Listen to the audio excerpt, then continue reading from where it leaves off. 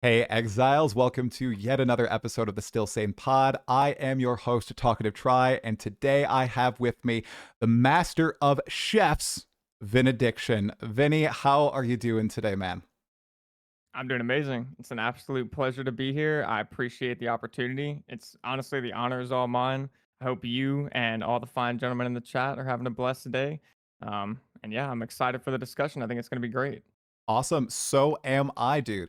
So I was first made aware of your channel actually last league in 0.3, but since then I've watched quite a few of your videos. It looks like you kicked off or you blew up, I'd say, content creation with Path of Exile too. It looks like you were doing a few other games before then. But when that first league came out, you did a few monk videos, some build guide videos, some currency strats, and they went to the moon, which is so awesome. So I'm curious about your Path of Exile to one origin stories and your thoughts on the progression of the game from 0.1 to 0.3. Because for everybody else, after we talk about this, we are talking all things 0.4. We're going to get lots of predictions, what we think Grind Gear Games is going to do, but I wanted to start talking about Vinediction's starts in the game. So, Vinediction, take it away, man. Yeah, sure thing. So like excluding the content creation side of it for a second, just kind of my experience with the game in general has been phenomenal, if I have to say. Kind of like you said, I was making content for a lot of other games prior to this, and I've generally just played a lot of PC games growing up.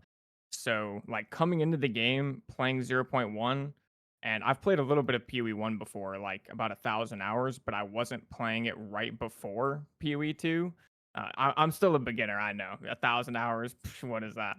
Um, I had like a slight understanding of the game, but anyways, so getting back into it, and I wasn't playing Pee Wee One directly beforehand. I was playing a bunch of other stuff. It was just like a breath of fresh air to like experience a game where it was so patently clear to me that the developers were extremely competent. Like everything I looked at felt like they had a vision of how to improve the quality of life of the player. And I think it actually gives me like a slightly unique perspective, not being a huge PoE 1 veteran, coming in and kind of seeing that, because it's like it really like I think it would be easy to take for granted if you've been playing a lot of PoE 1, but you come from a game like, no offense, I'm not trying to throw shade, but like Dark and Darker or Dungeonborn, which is like what I'd been playing for a couple years beforehand, and I mean it's just like night and day difference. So starting off, it was absolutely amazing. Zero point 0.2 was great, as well. It kind of felt like a stepping stone patch for me, kind of like a fundamental stepping stone. It wasn't a ton of content, but the wisps were cool. The Amazon was amazing, or the Huntress was amazing. I definitely really enjoyed the Huntress. Had a lot of big videos around that. Wisps were cool, kind of like a letdown in like the functionality, but conceptually I like them, and I think they have a lot of potential to be improved. And then moving on to zero point 0.3, I mean, what can you really say? Like, I mean, this patch was just amazing, obviously. Like, starting from day one, I could already tell it was going to be a banger. Um, not to say that everyone had the same opinion, as I'm sure we'll get into later, but I thought it was just absolutely great. Like, the abyssal mechanic, I'll start with the abyssal crafting. Obviously, the Right. abyssal crafting was crazy. Like, the difference between zero point 0.2 and zero point 0.3 in terms of crafting was, I couldn't have imagined such a big difference. Sprinting, very welcome change, although slightly clunky at the beginning, but definitely welcome as you get used to it. Act 4 was phenomenal. The interludes were even pretty sick considering their placeholders, if you Agree. ask me. Um, and yeah, the abyssal gameplay mechanic itself, I I'm kind of like hit or miss on that one. I like it, but it does also set like an interesting precedent for the game because it introduced such a massive amount of monsters on your screen at certain times that it's kind of pushing the game more towards screen clear as opposed to like slow methodical combat, which I'm not really like. I I don't really have much of an opinion. I'd be fine either way. I think. Like I think GGG will Mm. make it work one way or the other. But I thought it was just kind of interesting. To me, it felt like that was an indicator of the direction we're heading in. Definitely.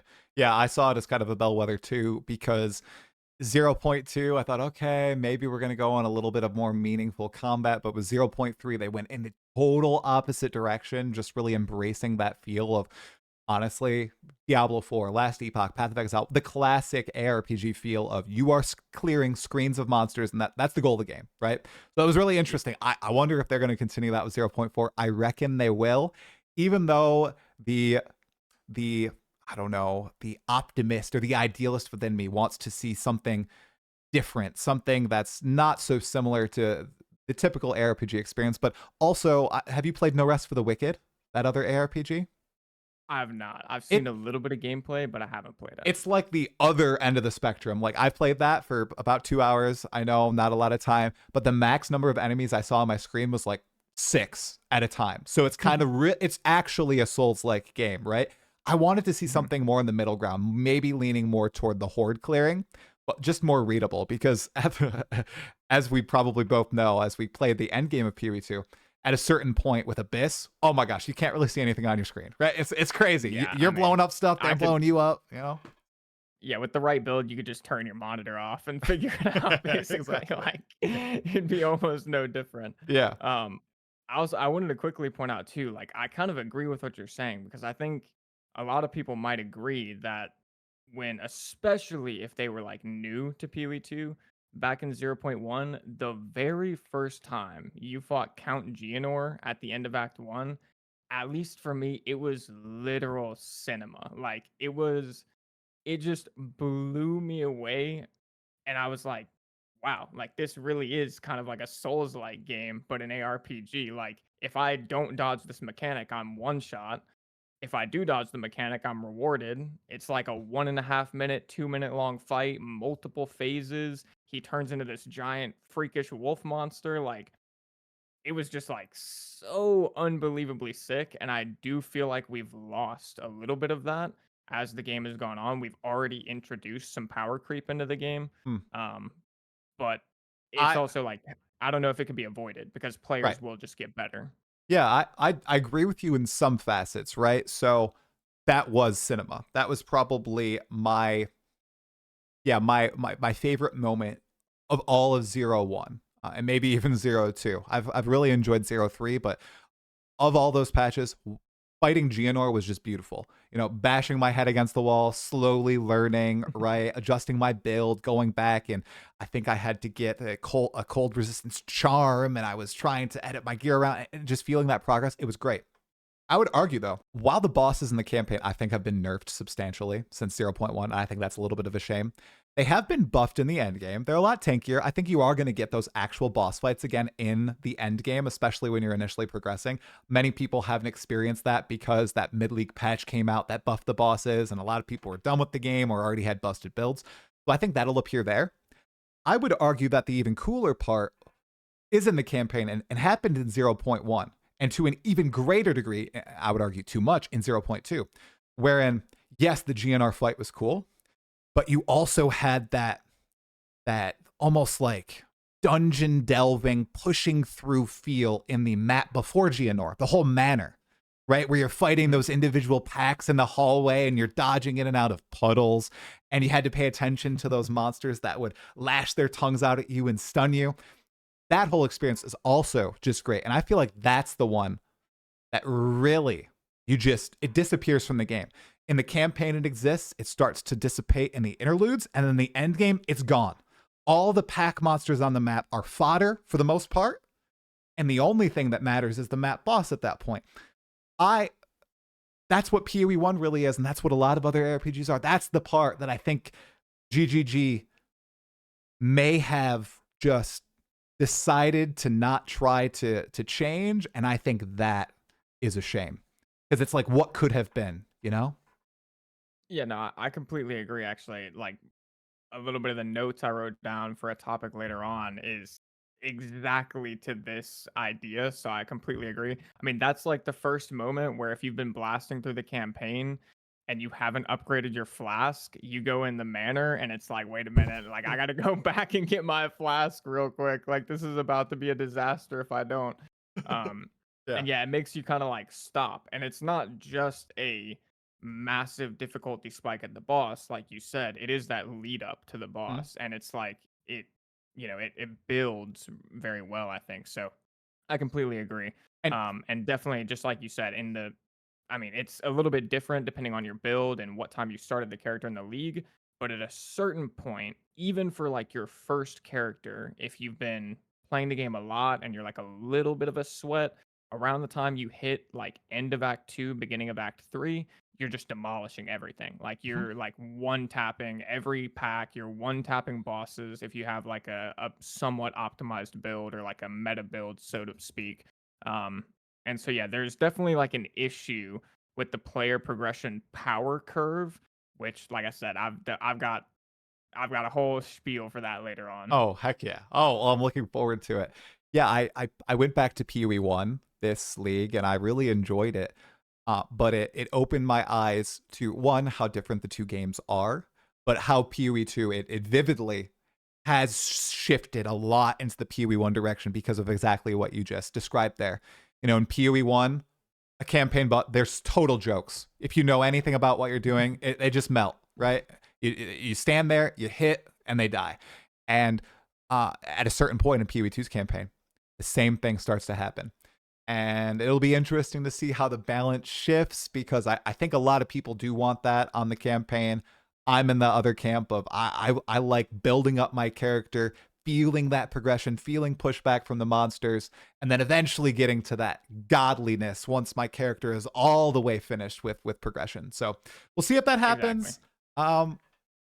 Yeah, it'll be really interesting to see in a little bit. So you can't. And one of the other things that people bring up quite a bit, you're a softcore player, right? Like trade. Correct. Yeah. Yeah. See, Softcore trade. one thing a lot of people says, well, if you want that feeling, play hardcore, right? Because you gotta always pay Yeah. attention. You gotta be careful. It's just the time investment. It's kind of rough, you know? Yeah, I agree. And I also just think like I don't know. I mean, I just like it kind of almost has to do with the player power curve again. Like with hardcore, like there's just it's not quite fine tuned enough yet for me. I mean, maybe if it was a little bit more fine tuned, I'd be interested in Mm-hmm. it. I still don't know if I would because I just enjoy softcore trade. Like I like having this big market and being able to play around that, and also just kind of having like I play tons of competitive games already. Like when I play PoE 2, I'm trying to kind of like relax, blast some monsters, and just have a good time. Get I that. don't want to be like hyper locked in at every moment. And especially thinking about if I do die, how much of a setback it might be. Mm-hmm. Um, but yeah, there's just the game is a little bit rippy at times. Like you get to certain spots and it's like 2 minutes ago you were obliterating everything, and then 2 minutes later you get literally evaporated out of existence, and like you didn't even see what did it, and you don't have a death recap. So when you get back there next time, you don't even know what to do. Like you just died to air. So it's like, well, it is what it is. Yeah. Um, it's obviously not always the case, but sometimes it is the case. It is. It is. I think you're touching on something that's very important. It's balancing out that power progression. I think that people do play ARPGs to get that feeling of smashing through monsters. I feel like right now it just hypes up a little too fast right now, especially around the end game. We'll see if that changes. Seems like we both have faith in grinding your games. You mentioned something that I want to circle back on, and then we'll get to 0.4, the last of the Druids. Right at the start, you said, oh, you've played all these different games. You said Dungeonborn and one Dark and Darker. And then you came to PoE 2, and it was night and day between the developers. Bro, Yes. exactly the same thing with me with Path of Exile 1. I played a lot of Dota 2, which is developed by Valve, notoriously silent on updates and crap. And then I played Dungeons and Dragons Online, whose developers like abandoned the game, and Guild Wars 2, whose developers like flip flop between what system they're developing when, and oh, we're going to be hyperactive with the community. Oh, we're going to pull back. Oh, this thing is going to be delayed. Oh, this thing is going to be cut, right? And then you go to grinding your games, and it's just, for the most part, okay, there have been blips. Consistency with communication, with update cadence. I know PoE1 players are going to crash out right now. They're back in the cycle now, but for a long time, it was consistent communication, consistent updates, and that is really refreshing if you come from other games. So I thought that was a great point that you brought up. I just wanted to re-illuminate it right there. Okay, 0.4, Vinidiction. Wow, we are 8 days out from the reveal now. I am about to burst. I accidentally wrote I'm hard in the thumbnail. I don't even know what I'm doing now. I'm just blinded with the Druid hype, okay, dude? So, first of all, I want to get a few predictions from you about this because you've been so quiet on your channel. You played a little bit of Arc Raiders and you haven't said anything lately. So, I want to know, we know the update's called Last of the Druids. Druid is confirmed. So, aside from the Druid, what is your biggest or most hype prediction about this update to Path of Exile 2? Okay, so I've got two actually. Okay. So the first one is that it's gonna be the third ascendancy for the remaining base classes. Kind of my thought process there is the last time they released ascendancies, it was three of them, if I recall. It was the Lich, the Smith of Katava, and the Tactician for the Mercenary. And so it was three separate ascendancies. We now have three remaining base classes that have yet to get their third ascendancy. And at that same time, it was also one new class. So it's like, in my mind, it's like we're getting one new class. Should we maybe get three new ascendancies as well? And it would kind of make sense as far as I'm concerned. So that's like kind of my big hype one. I'm hoping it happens. It's maybe out of the scope because I know they're trying to like revamp the end game as well, but you never know. And then one other one is just a complete Atlas tree overhaul. Hmm. Like I think a lot of people are aware of this. A lot of people have talked about it, obviously, but you get your first 20 points and they are impactful, but not tangible, which is a problem in of in Okay. itself. Like they make a difference, but you don't feel it. And then beyond that, after the first 20 points, it's kind of like whatever. Like, you want to rush your first 20 points and then you could probably just play the rest of the league with those 20 points and like you'd be okay. Like you'd be fine.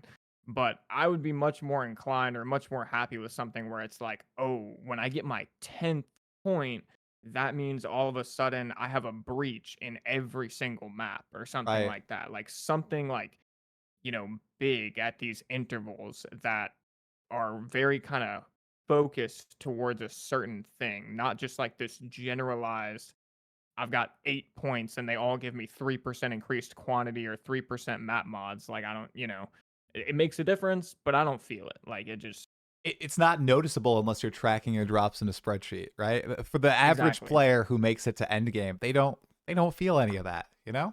Exactly. Yeah, Exactly. bang on. Do you think that keeping the Atlas trees separated is smart, or do you think they should unify all of them and by that like put breach into the main tree and just let you path throughout it? What are your thoughts on that? Because remember, guys, he's mostly played PoE 2. He's 0 hours in PoE 1 to most people. 1,000, 0, 1,000, same Yeah. thing, kind of, right? Basically zero. Basically zero.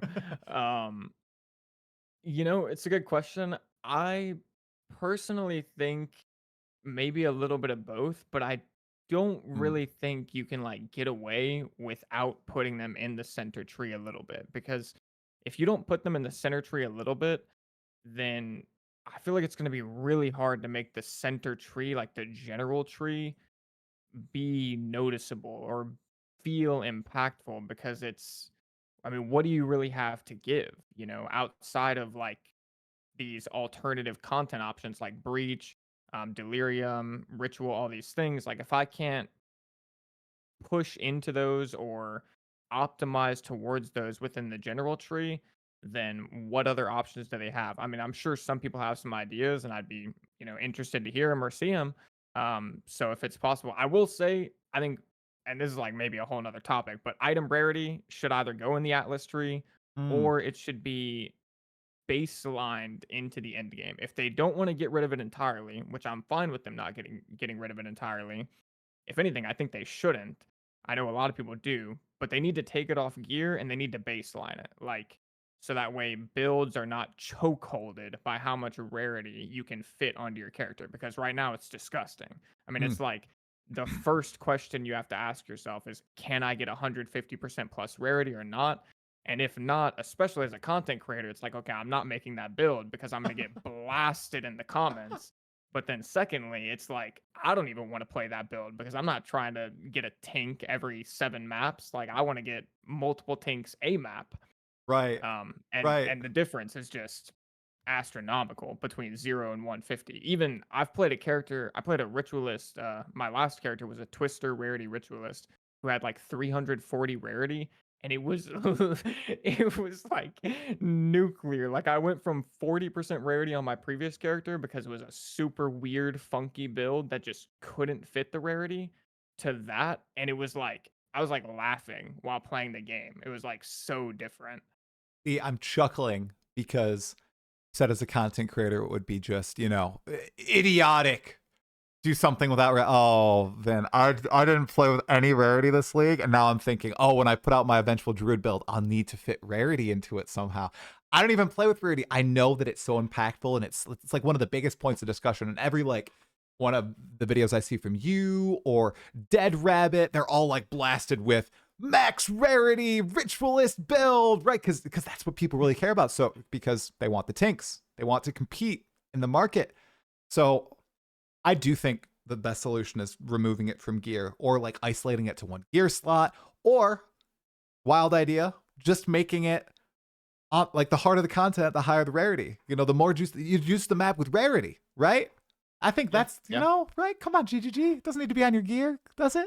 Right? Yeah, exactly. Oh, There needs to be a way to baseline it. You could even put it like they've got that little quest line with the corrupted nexuses or whatever. yeah. Like each corrupted nexus that gives you 5 points for your Atlas tree also gives you 20% rarity or something like that.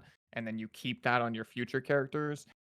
Just like things like that, like something baseline that's across the board, hits everyone. So everyone gets a little bit of like a feel good, like it amps up a little bit as they're progressing. They're getting more tinks, but Right. it's not going to chokehold builds. Now, mention the corrupted nexuses, and when you were talking about, oh, what can they do with the base tree if they're not putting breach or ritual on the base tree?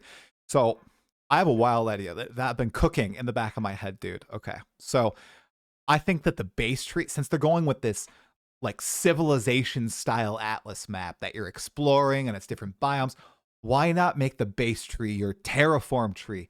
You, alongside Doriani, are terraforming the atlas. So you're actually changing the nodes on the atlas with your base tree. So some examples, say they just keep the same endgame system as they have now. The nodes on the tree no longer say like, oh, 5% increased rarity or quantity, blah, blah, blah, whatever.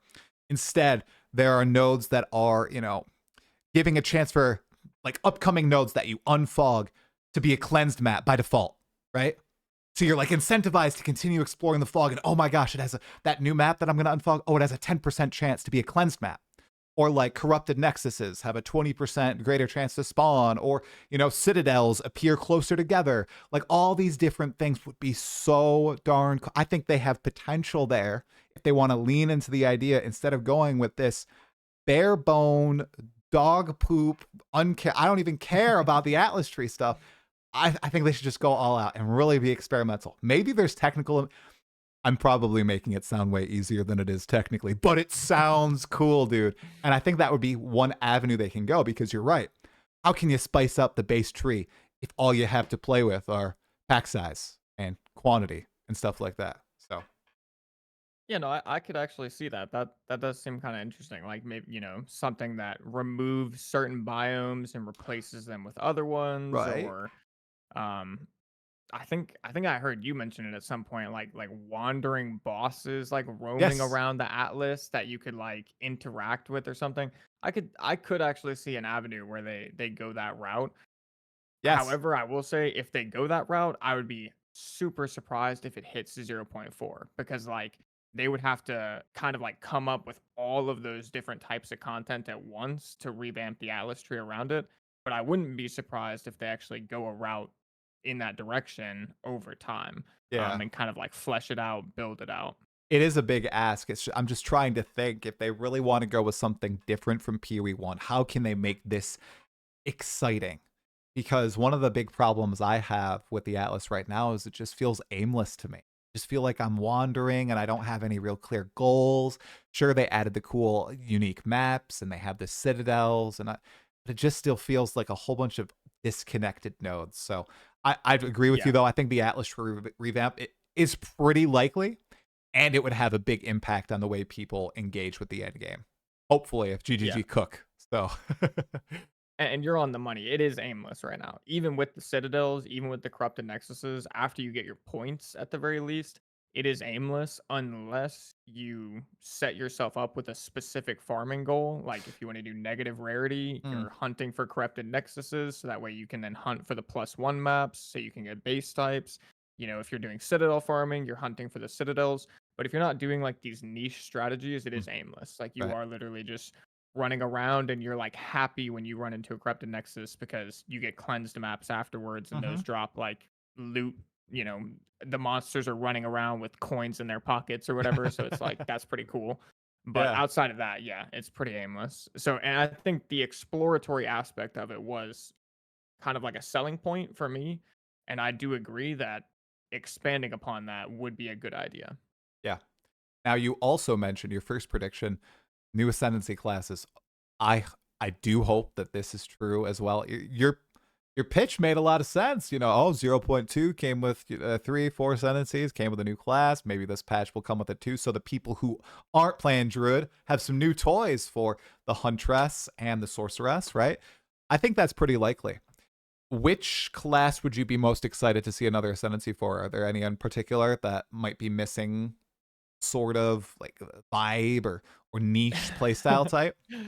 Yeah, so I think this is super unlikely to happen if I'm being honest, but and it's actually something I kind of wrote down for later as well, so I'll probably revisit it a little bit, but I would absolutely love to see a Spellblade archetype for the sorcerer.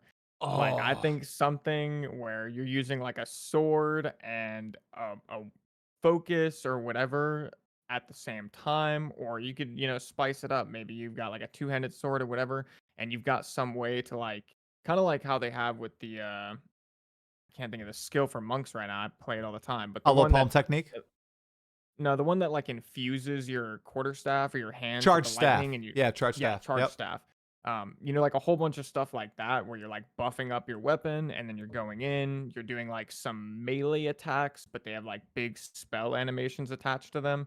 Like seeing how the visuals look so far in PoE 2, I could imagine that a Spellblade class or Ascendancy would just go hard. Like it'd just be so sick. I Um, I would love to see that for the sorceress in particular because she kind of represents elemental damage types, right? Not lightning, fire, cold. I think that will definitely be addressed when the Templars dropped in, but they're like the more holy warrior, right? At least that seems to be how GGG is pitching them for PoE 2. In PoE 1, there's something really similar to what you're saying. It's the Inquisitor, and they kind of they try to tie spells to like melee and everything. That doesn't exist in PoE 2 right now. I would freaking love that. That'd be great as a melee enjoyer. Okay, that'd be really cool. So I like it. Like the idea. Do you besides the Acolyte of Traiula, do you think any ascendancies are lacking right now? Do you have like any that stands out to you as, oh, this could use a little bit of a revamp, a little bit of spicing up? Because that's one of the, I think, pain points I've had in the past where the nodes just don't feel super impactful on some ascendancies. Like Blood Mage, wow, very powerful. yeah. Um, I think that like I would be remiss to not talk about the Tactician, the pinning node. Like that's very powerful as well. I took the wrong node when I played Tactician. I didn't feel that power boost. But the Lich, very powerful. But others I feel like aren't like as strong. Any stand out to you? Yeah, it's actually a good question. I haven't thought about too much. I'll also just be honest and say that I've got like 8 to 9 characters above level 90, but not a single one of them are warrior or mercenary. I've not Wow. even created a warrior or mercenary, like not once. Okay, Um, let's dig into that. Why? Why do you hate maces, bro? Come on. Honestly, like I don't hate maces. Okay. Well, I don't Oh, know. okay, I right. mean, Uh-huh. yeah, I don't know. I'm not trying to like sound, macist or whatever, but I guess like it just doesn't fit me. Like the archetype has just never been my go-to. Like I've always been like somebody who likes to play squishier classes or whatever, I guess, like squishier, flashier classes. Um Faster classes too, like more agile, no offense, but the warrior generally speaking is kind of slow. I And get then it. the mercenary just I wasn't a huge fan of like the whole reload thing.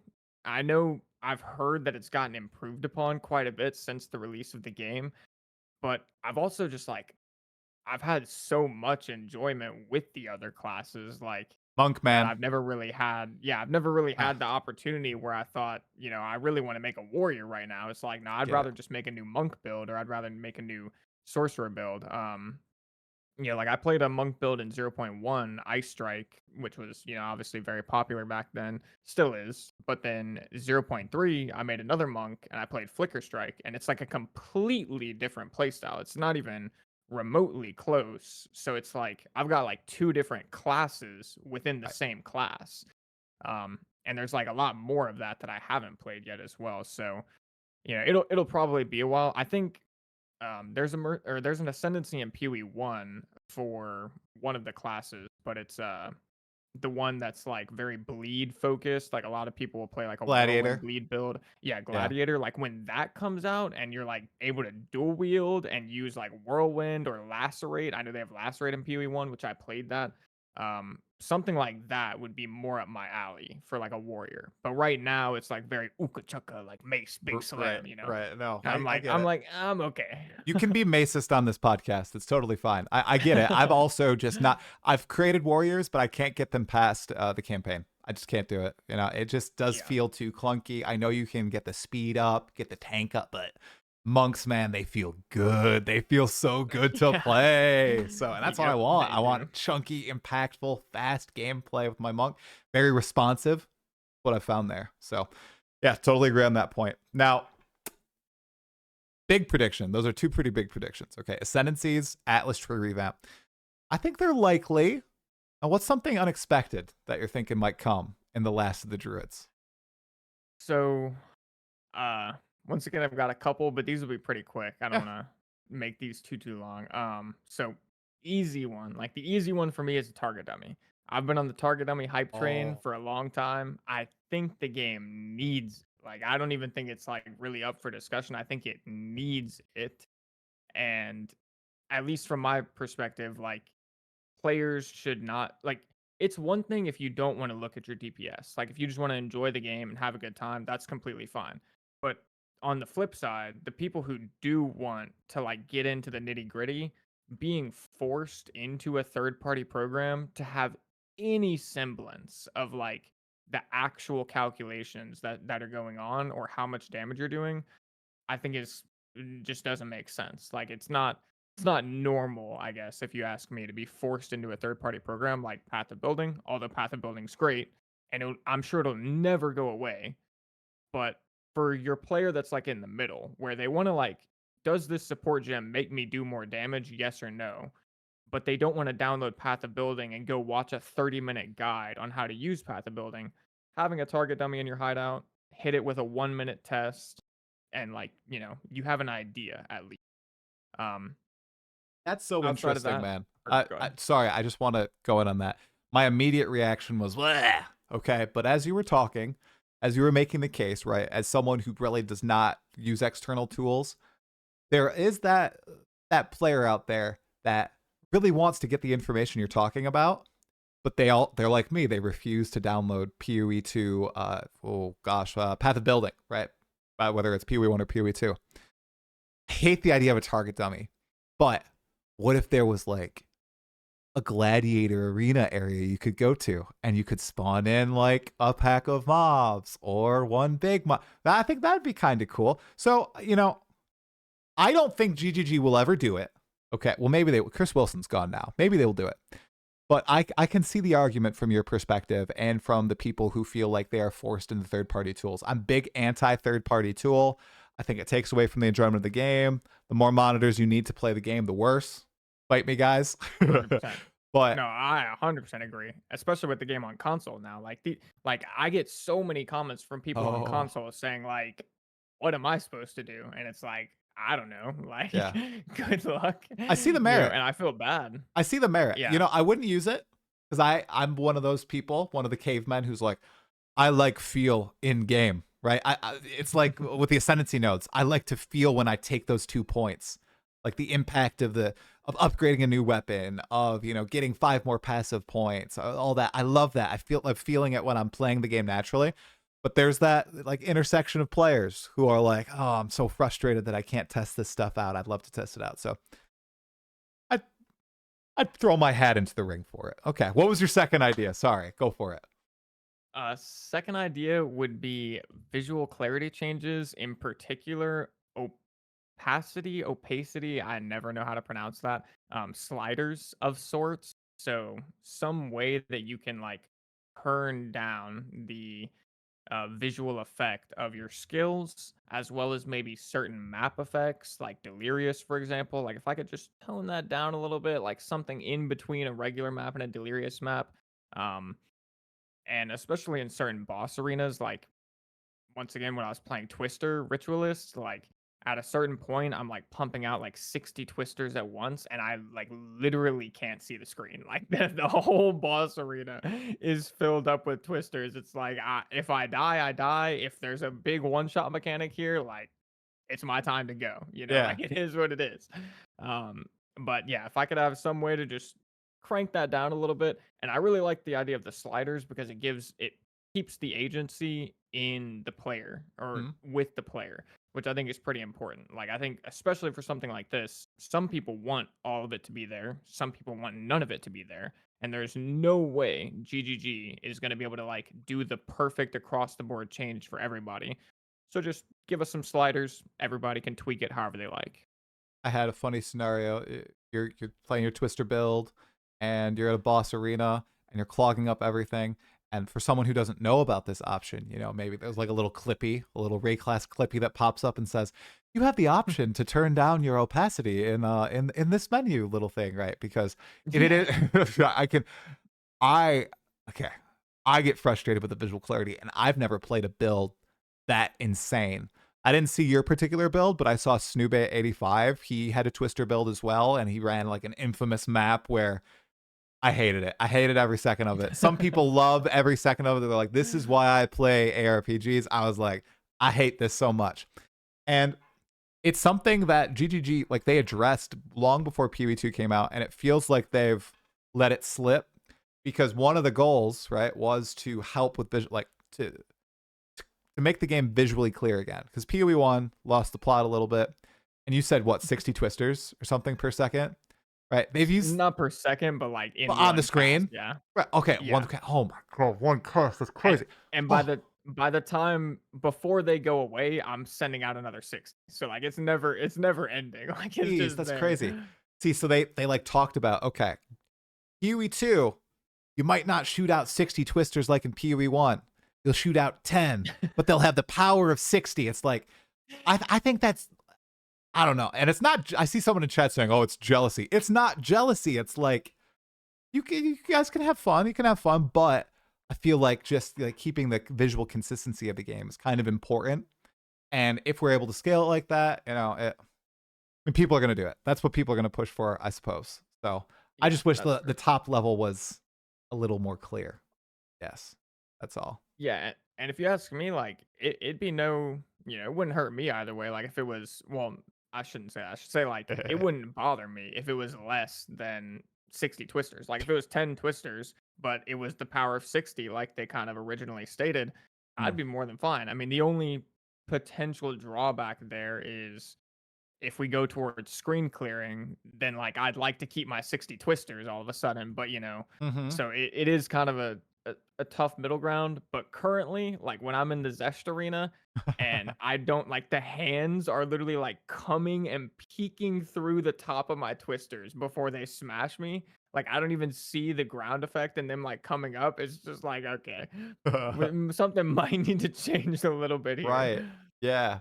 And that's not even like that's just one of many skills that can just visually clog up the screen. I heard somebody was playing like one of the was maybe it was Sunder build with like their friends, and they had to stop playing with their friends because nobody could ever see the screen. It was just crazy, because it's just completely clogged. So I don't know. That is a wish that I hope that we get. It would be unexpected though that they implement something like this, even though I think it's sorely needed from the game. The biggest request from everyone, and I know some people don't have any problems, is performance fixes, like whether it's FPS or crashes. I think they're aware and are fixing the crashes as they come. They're obviously doing a lot of testing, right? But FPS is the other big thing. And I think this sheer number of effects on screen really seems to screw that up sometimes. So maybe, if they try to make the game more visually clear, it'll also have that side effect of helping with frames. As in regards to how quick they're getting it taken care of, that's another thing. Especially some people who have like things that literally prevent them from playing the game. I remember in 0.1, I had that as well. My game was constantly crashing, so it was like really bad. But since then, I haven't had any issues like that. In 0.3, performance issues with Abyss at the beginning, but it did actually clear up quite a bit towards the middle of the league for me. Really? Um, What? See, this is yeah, crazy, man, because 0-1, 0-2, perfectly fine. 0-3, I crashed multiple times a stream. Every place, the grinding gear games thing. I tried Vulcan. I tried like clearing my cache. Everything. I kept crashing over and over. Never had an issue before then. And my dad and brother, I think they were all Gucci too, and they had problems in 0-1, 0-2. That's so weird. It's just like the particular hardware configuration I have screwed me over. And it yeah. happened in PoE 1 as well, which was kind of odd. So I'm really hoping it's fixed for 0-4 because I think that's going to be such a huge launch. There's so much hype focused behind the Druid. Vinny, do you have any particular hype for the Druid, or is it just me that's ready to burst here? Oh no! You have no idea. Like, I've people who have watched a lot of my content at least, like, know I've been a huge proponent of the Druid. Like when it didn't come out in 0.3, I was so heartbroken actually. Um, Druid was like my favorite and main class in World of Warcraft, and I played way too much World of Warcraft in my life. But generally speaking, yeah, I'm so unbelievably hyped for Druid, especially seeing what GGG has done in PoE 2 so far. It makes me really excited to see how they implement the forms combined with the human form, and like potentially how you're going to be switching back and forth between them, and then also how the forms are going to look. And I'm sure they're going to have some insane cosmetics for the Oh, forms. Like yes, you're going to be baby. able to have some crazy cool looking stuff. So I'm just so unbelievably hyped. Like I want to know what the ascendancies are so bad, and I just like I can't wait. So Get your yeah, I'm wallets. so hyped. We're going Yep, to have get your a wallets Panda out. Bear MTX. I guarantee it. Maybe a Koala Bear MTX for their Australian brethren. It's going to happen. Okay? You're totally right, man. Get your wallets ready. Now, are you Team Wolf or Team Bear? If you had to choose one. Definitely Team Wolf. I'm What I'm the? like holding out for the third form if I'm being honest. To be perfectly honest, because if I had to, or yeah, like I would prefer a cat over a wolf, like a Okay. panther or something. I And I saw your think that black would cat. take. That tracks. Yeah, I've got a couple black cats, but Oh, nice. also just like the cat form in WoW was just like one of my favorite things ever growing up. Like especially in for people who played WoW, they'll know. But in Legion, when the Star Gummy cat transmog became a thing, it was this. It looks so crazy sick, and yeah, if you know, you know, it's amazing. So I would love for stuff like that to be a thing. But I'm thinking that the wolf and the cat would like share the same role. So I don't think Okay. there's gonna be a cat. I think the Hmm. wolf is the cat basically, which I'm Interesting. not too bummed about. I'm fine with the wolf. I think it's gonna be cool, but I am still holding out for that third form, thinking that it could be something really cool, maybe slightly more up my alley. Um, but even then, I think it's probably gonna be the wolf is like my main form Yeah. because I think the third one's gonna be something kind of freaky. Ooh, yeah. We want something freaky, guys, right? But I will throw a little bit of hope your way.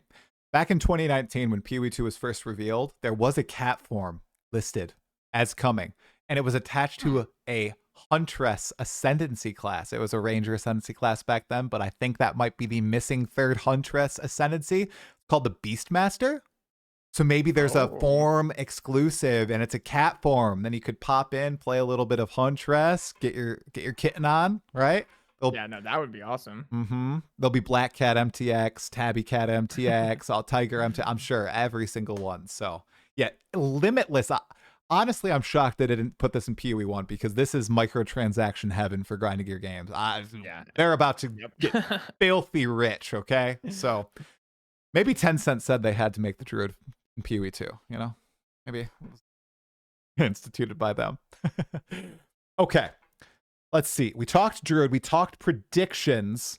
Let's see. Anything else 0.4 that you wanted to touch on? We have a few other things that I wanted to talk about. I know we're getting near an hour, so I'll try to be quick. But anything else about 0.4 of an addiction? No, I mean, Okay. generally, I'm just super excited for it. I do think the end game has been in a little bit of need for a revamp.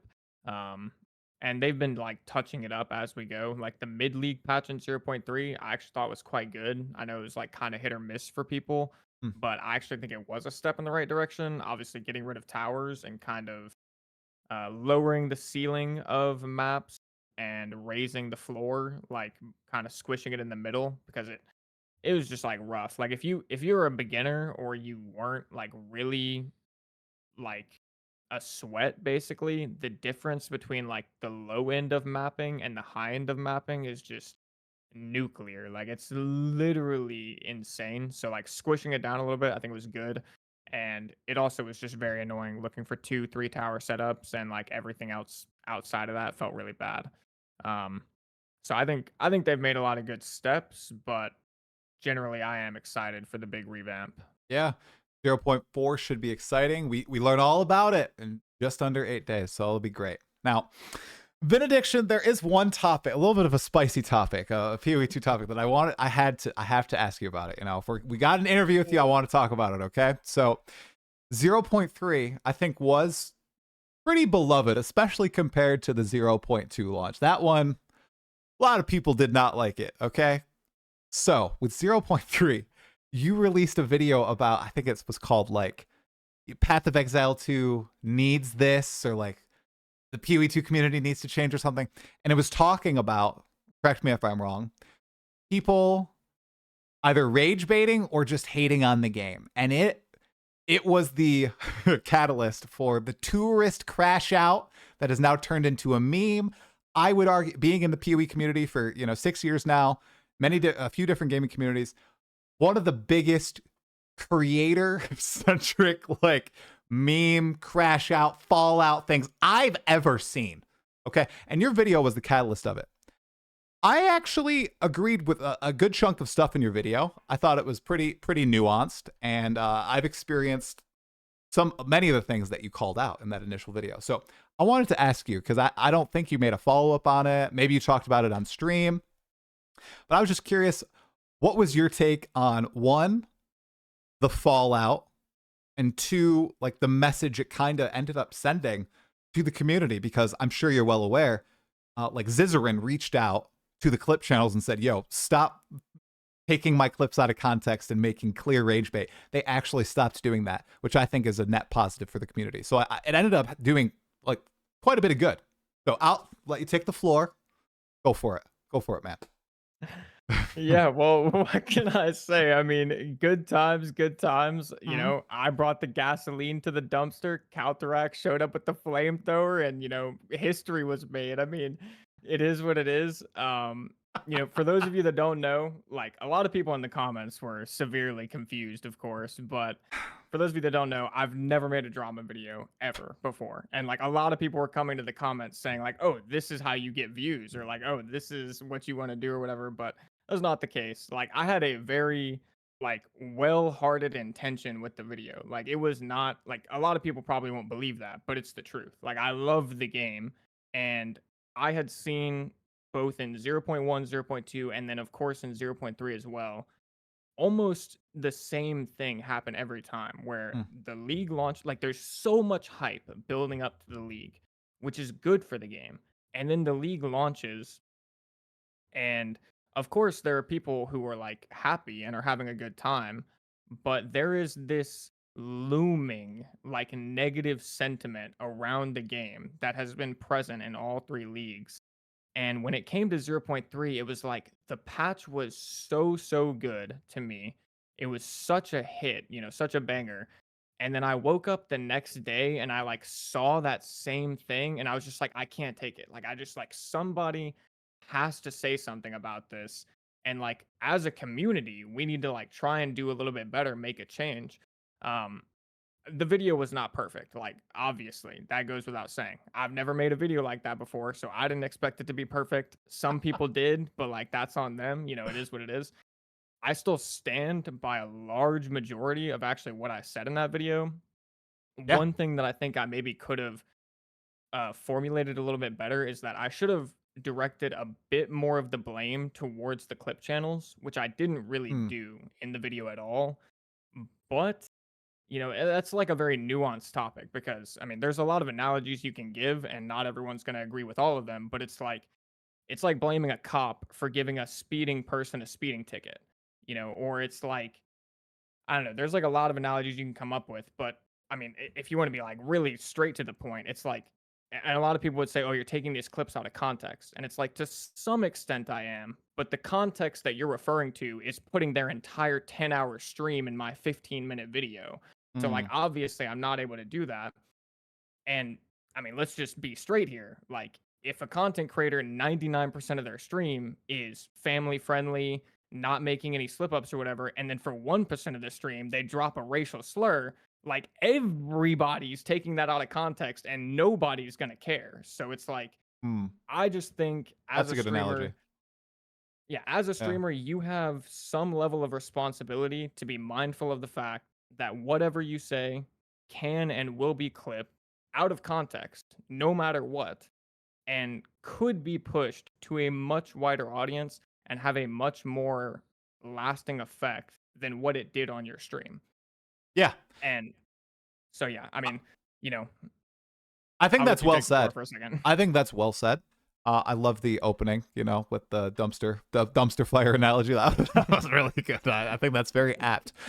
I gotta say, man. So, as someone who gets hate, so there's obviously what you were addressing mainly, I think, was the rage bait, right? Because there are a lot of creators who obviously they rage bait. Some of them do have like truly negative sentiment. Some of them play it up massively.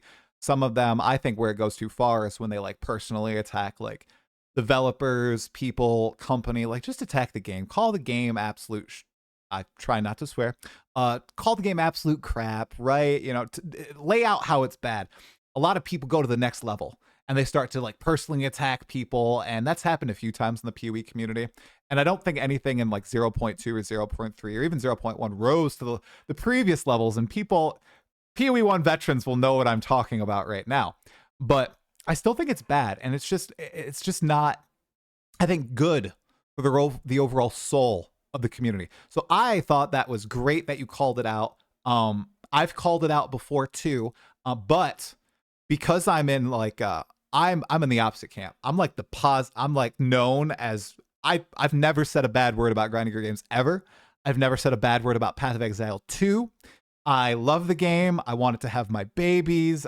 Right. So that's like the caricature people have of me. So when I call that stuff out, people kind of dismiss it. But I think when you called it out as someone who was like making build guides, making farming guides, I think no drama, by the way, right? The video got around like 50K views. Your other videos were blowing that out of the water. You literally, as you said, you're just saying, hey, I wanted to address it, right? I made some mistakes with the way I did it, but I agree with the overall sentiment. I do as well. And I think at the end of the day, dude, it did good for the community.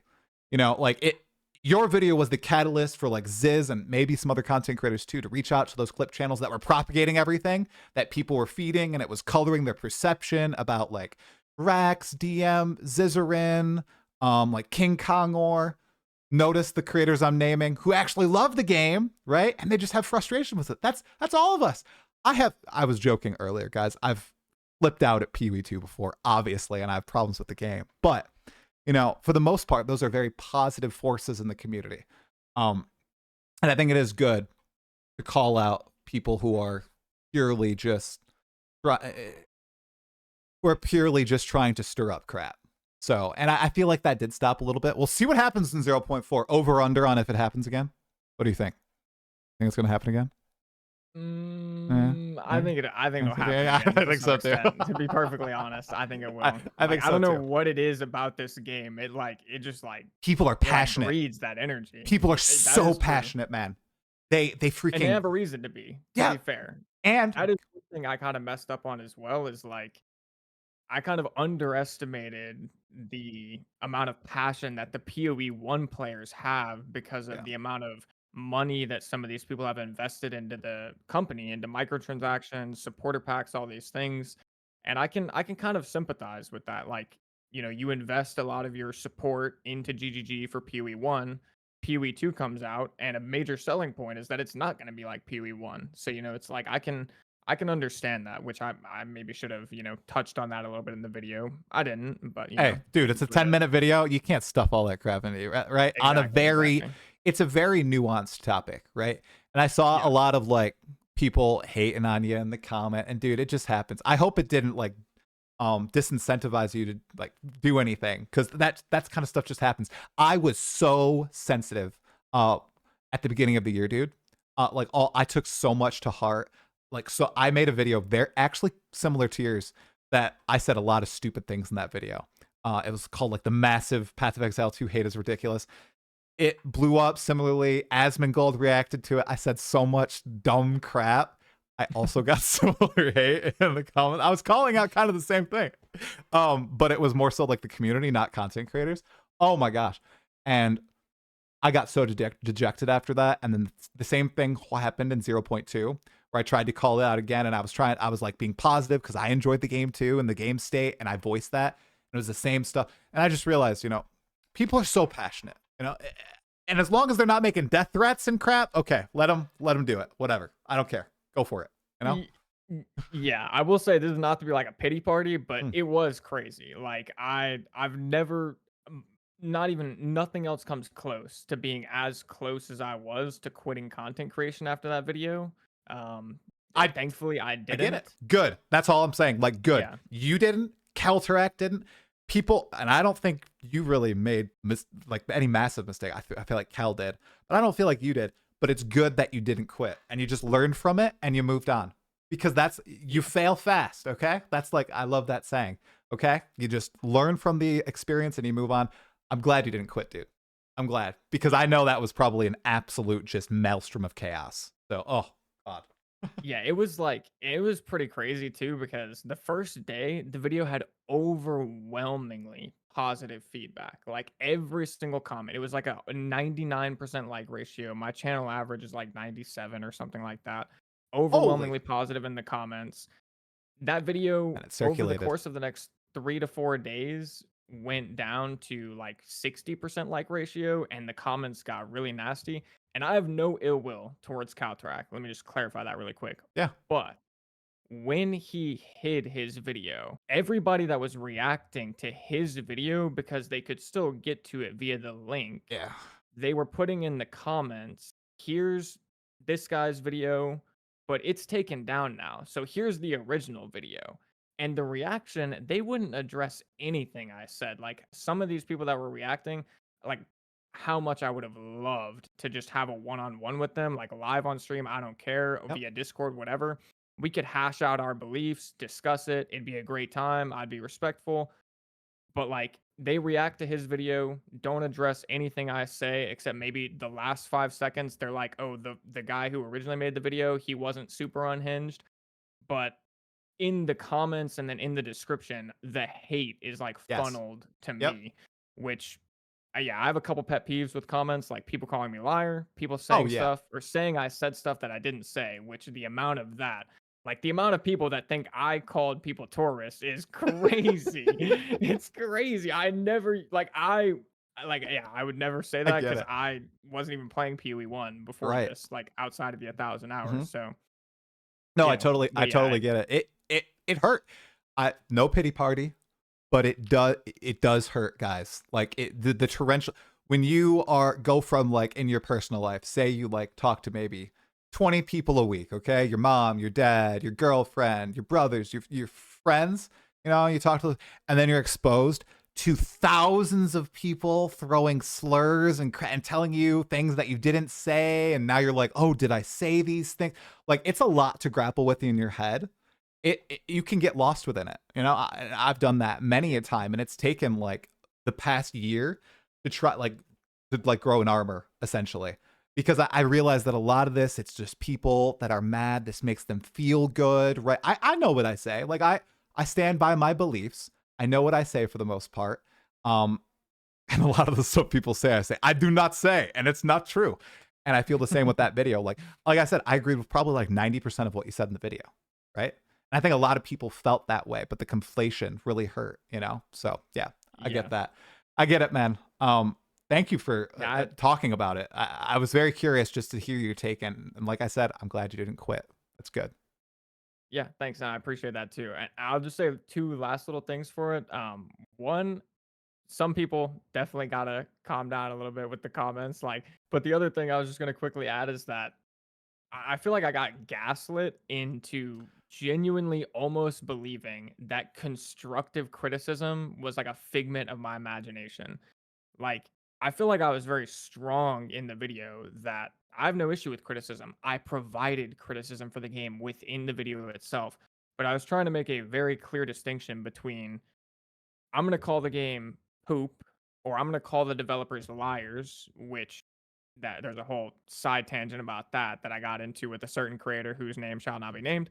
But anyways, yeah, the amount of people that were basically just saying like feedback's feedback, bro, get over it. And it's like you are like, have you worked like a nope, I'm not gonna say that, but it's like in the corporate industry or like in most jobs, feedback is not just feedback. Like you have to be calculated with the feedback you provide. You can't just go up to one of your subordinates and say, "Oh, bro, you're terrible. Like figure it out." Like no, you need to give them a little bit of support. Say like you're doing great here, but let's work on this. Like here's an area that has improvement or room for improvement. A lot of people say, "Well, oh, I'm paying GGG, so I don't have to do that."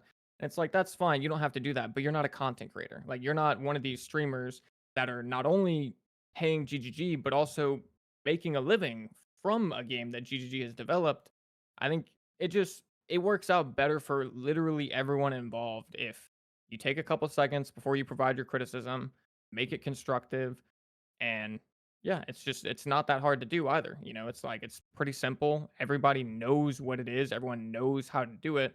But for whatever reason, people seem to want to believe that there's no difference between just pooping on a game and providing constructive feedback, which is just patently not true.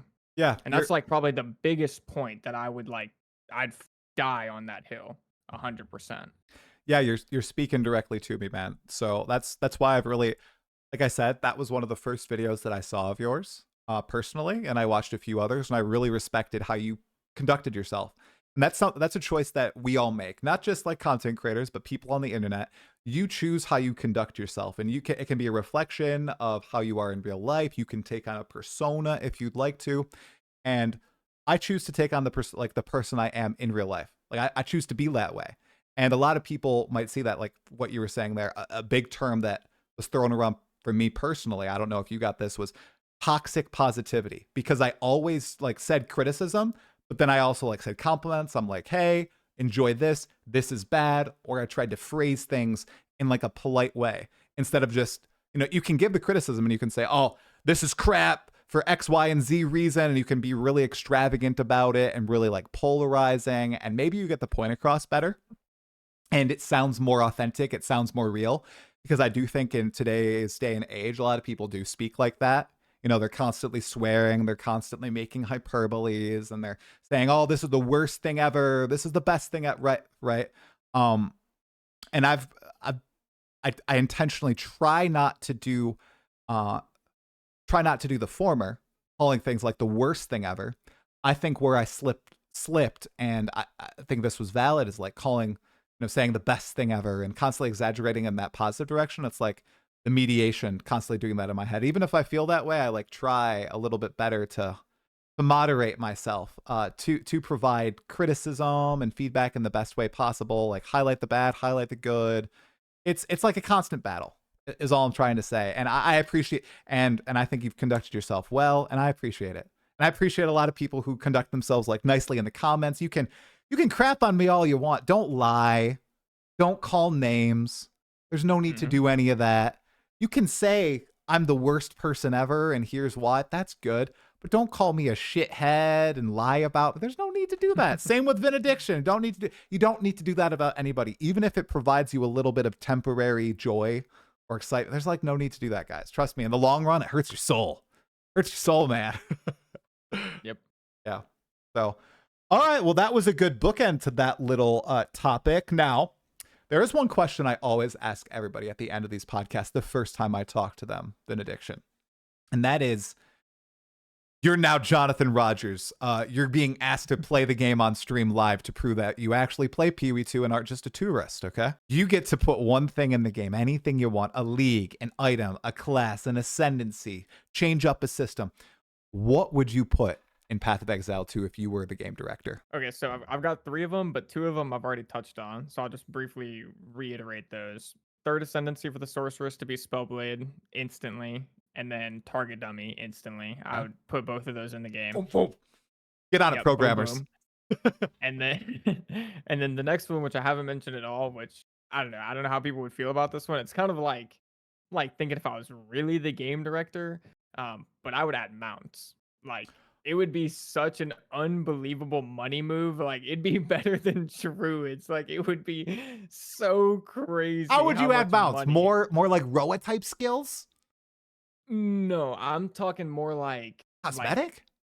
kind of like steal it from Diablo 4 in a sense. Like they would have to like put the GGG spin on it, but something that allows you it could be purely cosmetic too, Oh my like God. if they wanted to, but I think it would be cooler if it was like 40% extra movement speed, but you can't like fight on the mount. It would be like Bro. after you kill stuff, you press a hotkey, you hop on your mount, you run to the next pack, or like after the map's over, you because I will say one thing I've noticed myself doing a lot is on certain builds, it's really annoying to stop for loot because you lose certain buffs or you lose things or like it just interrupts the flow. Like a good example is my Tempest Flurry, like hyper speed monk. You like can't stop. Like if you stop, you die. But if you keep going, you're like obliterating everything. It's crazy. But you can't stop to loot. So but you also move extremely fast. It's like you'd be on a crazy high speed mount when you're like moving. So I like blow through the entire map, kill the boss, and then I go backwards to pick up the loot, Right. which for other people, I mean, I don't know, there are probably certain builds that operate in a similar function where you don't really want to stop to pick up loot, but you don't have crazy high movement speed like I did on that build. So Okay. having a mount, like really for whatever purposes anybody wants to use it for, I guarantee you if they add them, people would buy them. Dude, Like I guarantee. I mean, okay. I think the areas are even though they're big, the big areas, I think they're too small for mounts. But dude, you're literally I can't believe you didn't say it. Sprint cosmetics. You just sprint, True. you hop on a okay. mount, dude. Oh my God. Like, oh, there you go. There you go. Bro. No, there you go. bro, That's it. you're like 40% movement speed increase when you press a button. In my head, I'm thinking he's talking about sprint. Say sprint. Dude, Yeah. sprint, mount, sprint, oh my God, dude. It's going to happen. That would be the GGG spin. That's how they would do it. If it's exactly like you said. Dude, if it's not in 0.4, it's in 0.5. I Yeah, would, now that you say, I haven't even put 2 and 2 together, but they literally could do mount like just cosmetics for sprint, where you get on a mount, like a horse or a dinosaur or a roa or a rhinoceros. Oh my. And it's endless. Like it's literally limitless. The possibilities. Like if I was a game developer, like we'd be eating good after that change. That's all I could say. That's crazy. All right. So yeah, Nice. I will say I could do one more if you Go want. for If we it. have time. Yeah. Okay. So or are there any other topics after this? No, Or would this be we the can final? close it out after this. What's the last thing you'd add? So yeah. So for like a non microtransaction one, and this is super broad, obviously. So it's like the scope of this is like going to be a little bit. I don't know how they would tackle this, but we kind of touched on it before, which was to revamp the curve of player power progression. Yes. Actually, I played Last Epoch when it had like a big league back in like a month or two after 0.2 came out or whatever. I'd Okay. played it for like 50 hours before that a long time ago. And then I came back to it because there was a bunch of hype around it. And it really kind of indicated to me how important the player power curve is, because I think it was way off in Last Epoch. Just my personal opinion. You don't have to agree. That's perfectly fine. But that's just my opinion. And then when I came back to PoE 2, especially in 0.3, and kind of like how we talked about before, it just started to feel a little bit off for me. In particular, it's like from Act 1 to Act 3, it feels relatively stable. Yeah. Then all of a sudden you take off like a rocket. Yeah. And you're extremely strong. And then at some point around map, it gets a little bit weird. Like I'd have to like draw it out to maybe make it a little bit better. But essentially, once you get to maps, it kind of gets a little bit different. Where the problem there for me is that the first 5 to 15 divines that you spend, I actually ran a poll in my YouTube community about this, and like the answers were overwhelmingly congruent with this. So it might be a little bit of confirmation bias, but I don't really think so. Like I've experienced it a lot. The first 5 to 20 divine you spend increase your power exponentially. Like every Mm, item you upgrade, you feel a big difference and you feel like you're getting stronger, you feel like you're getting tankier. It feels really good. And then you get to T15 maps, you're obliterating everything. Like if you have 5 divine to spend, you're obliterating everything at T15 maps. Then you jump up to like 40% delirious with abyssal on top, and you start dying to air. Like you're obliterating everything, but you also die to air unless you have like a really well put together set of defensive layers. Like you can't do energy shield only anymore. It's not good enough. You'll unless you have a lot of divine to spend. right. If you're doing evasion plus energy shield, you'll be like pretty much good to go. To be fair, because that's insanely strong. But it gets really rippy. So it's like you're obliterating everything from T1 to T15. Then you add delirious and abyssal, and you all of a sudden just die to air. And then you spend like 10 more divine, and you're obliterating everything again. And then you're kind of just at the point where you're quite literally one-shotting the hardest bosses in the game with a decent chunk of builds after spending like 20, 30, 50 divine. And there's like nothing else to go for other than just instead of killing a boss in 3 seconds, I kill a boss in 1 second. Right. And nobody cares about that, Mm. truthfully. Like, I mean, people in the YouTube comments sometimes do, but like realistically, nobody playing the game actually cares. Like, if I kill the boss before he can get a move off, I'm good to go. But I get there way too quick. So I'm looking for like a more linear Curve. curve, like less of a curve, really, like more of a straight line. Mm, And maybe at a certain point, it like gets a little exponential.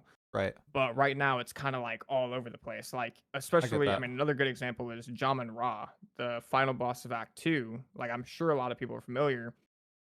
In some cases, it feels like you can mop the floor with everything up to him, and then you get to him, and it's like, this guy's taking me like 5 minutes. Like, what is going Yeah, on here? dude. Like, Yep. why is he so tanky? Hmm. Um, so and I mean, yeah, also like the Viper boss in Act 3, like that's another pretty good example. Your first character of the league, that boss is so scary. Like I Yeah. pray for people playing hardcore at that time. Like it's probably so rough.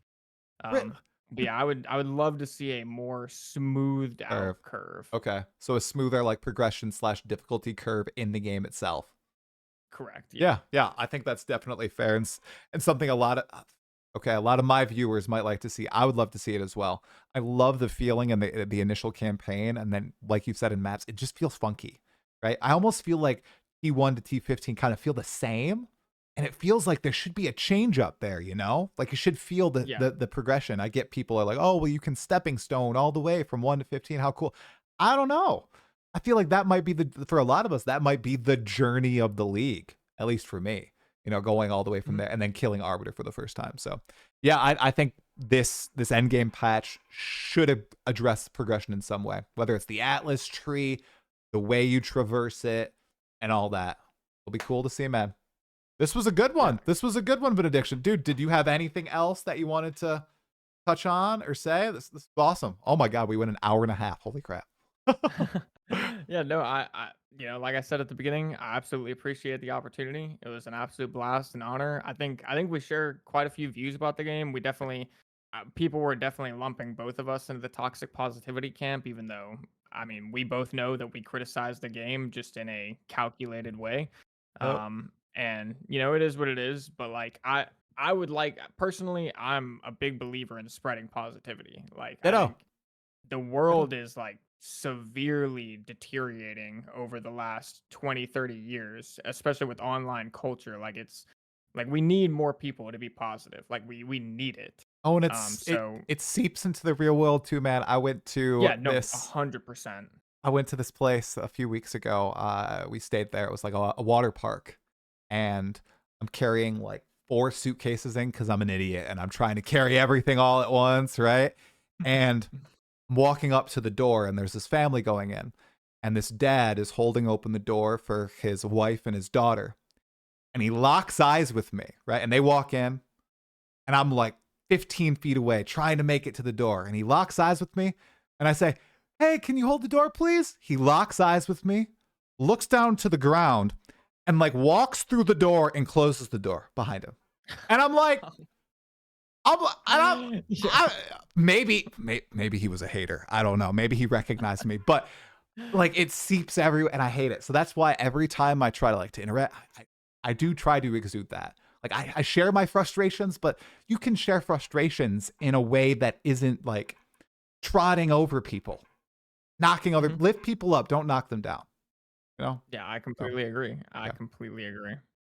Well, this was a good chat, man. Thank you so much for it. We'll have to do it again, maybe in 0.5, 0.6 or something like that. I really appreciate the time, dude. If you ever need anything, ever want to collab, just let me know. I'm not very smart though. I'm more of a vibes-based gamer. So I'm the guy who watches your guides to learn how to do things. So I really appreciate that's it. what they're there for. Yeah. All right. Well, thank you everybody in the live chat, everybody in the VOD. Make sure, don't just like this video and subscribe to this channel. Go over to Vinidiction's channel, your Twitch, your YouTube, everything will be in the comments below. Make sure to go give him some support. Sounds like you'll be blasting Wolf Druid, or maybe if there's a cat in 0.4, you'll be doing that too. Should be fun. Thanks so much again, everybody watching. Thanks so much. Good night. Have a good one. See you guys. Bye-bye. All right.